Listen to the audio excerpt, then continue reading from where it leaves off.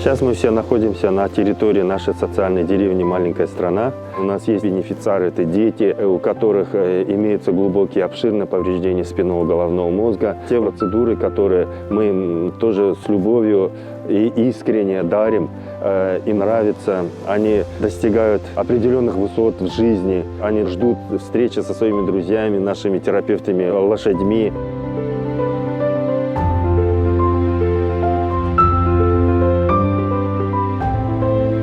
Уникальность нашего центра в том, что у нас работают специалисты, инструкторы и ипотерапевты, обученные в лучших центрах за границей.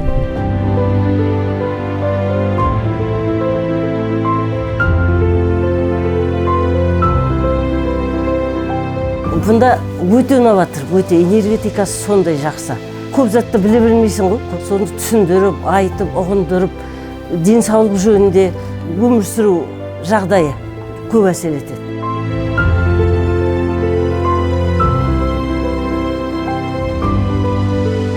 Осы ипотерапиядан алған көмегі мол деп ойлаймын, әлі де көмегі болады деп ойлаймын. Себебі ең бірінші атқа мінген кезде қатты қорыққан, қазір атқа міне берген сайын қорықпай мінеді, барам деп айтады.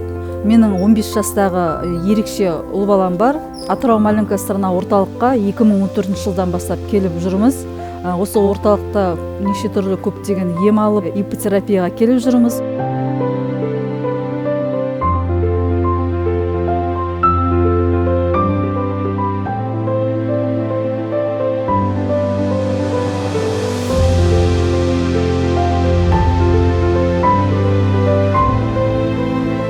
Хотим поблагодарить нашего партнера, компанию Тengizchevroil, за поддержку.